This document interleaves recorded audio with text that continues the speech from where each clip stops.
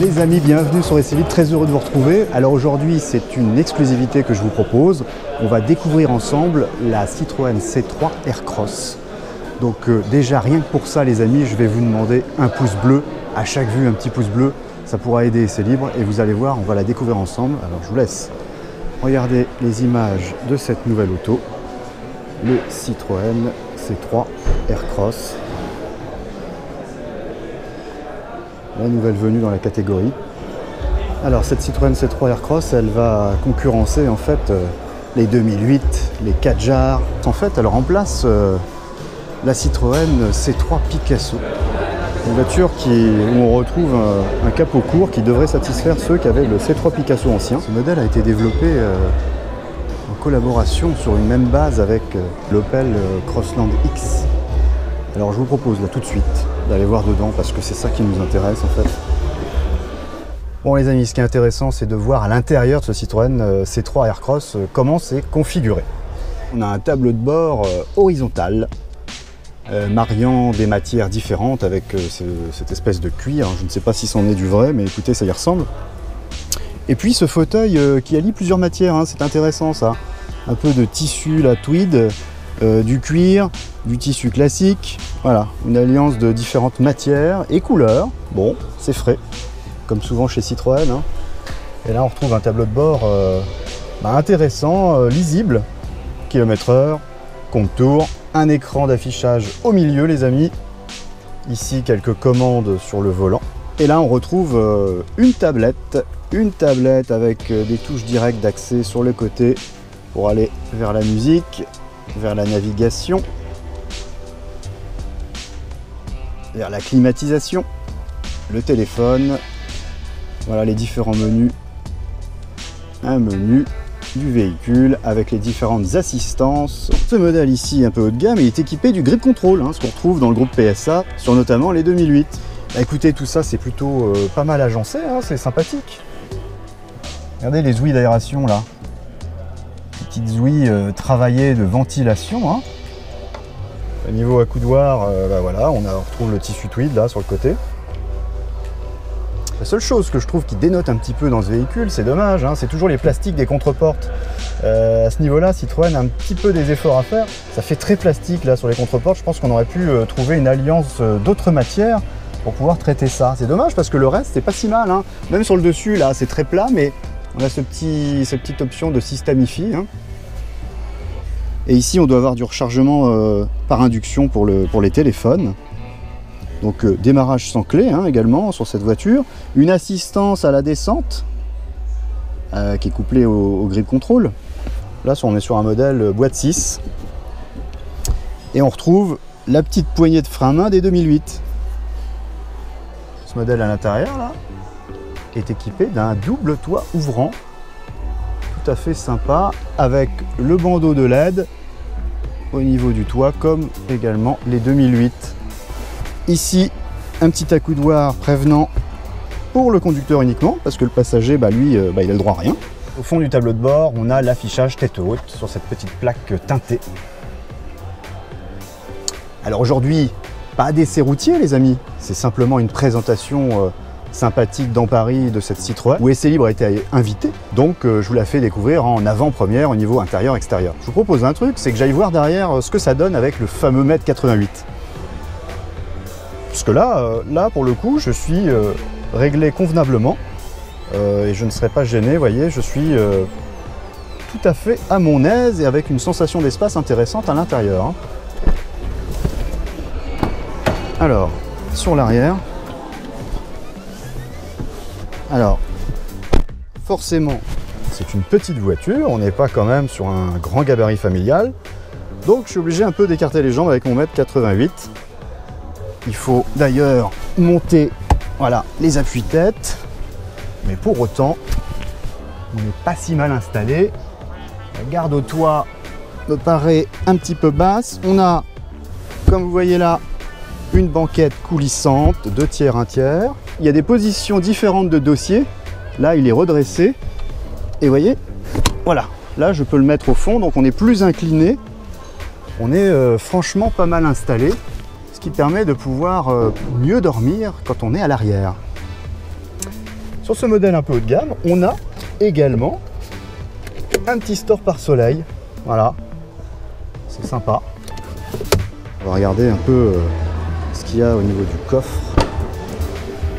Parce que là, on a quand même une capacité normalement de 410 litres qui peut être étendue effectivement puisque les fauteuils sont rabattables ici 2 tiers, 1 tiers. Sur le dessous, les amis, qu'est-ce qu'on a sur le dessous ici? On a un double plancher possible. Donc sous le petit plancher complémentaire, on a un pneu galette. Voilà, ça change du kit de gonflage. Je remets cette petite planchette. Je pense qu'il y a 2 positions. Voilà, on peut la mettre. Vous voyez, là, c'est la première position dans laquelle on peut mettre cette petite planche.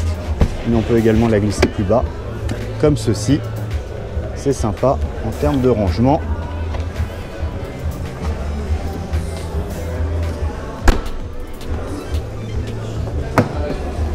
Voilà la mécanique pour mettre complètement le siège rabattu, comme ceci. C'est assez simple de maniement. Avec une banquette également qui est aussi coulissante. Ça, c'est des bonnes options de modularité pour l'espace intérieur. Ce qui est intéressant sur cette voiture, c'est la custode, le traitement de la custode à l'arrière qui a été traité façon persienne là, sur l'arrière avec différents coloris, ce qui permet d'avoir pas mal de combinaisons possibles. On va admirer les poignées de porte, chromées et peinture. Donc la ceinture de caisse, elle est très haute, hein, effectivement, avec un espace vitré qui est plus restreint. Et pour autant, globalement, la voiture est quand même relativement haute. Hein. On est équipé de pneus 4 saisons, puisqu'on a le grip control, avec des jantes Biton laquées noires et alu. Et on est chaussé là en 215/50 R17, les amis. C'est parti de plastique. Vous voyez, qui donne un air plus baroudeur, la garde au sol qui est surélevée, une ceinture de caisse haute, on est sur un type SUV. La partie avant, elle est traitée comme les différents modèles de la marque maintenant chez Citroën, avec un bandeau regroupant le chevron à l'avant et également les feux de jour. Et puis en dessous, on a l'éclairage feu de croisement, feu de route, qui se trouve ici, qui est un gros bloc un peu rondouillard, sympathique, qui donne une bouille joviale à cette auto. Comme c'est marqué dessus, SUV, C3 Aircross, c'est là la grande nouveauté. Et puis un gros bas de pare-choc, hein, absolument impressionnant.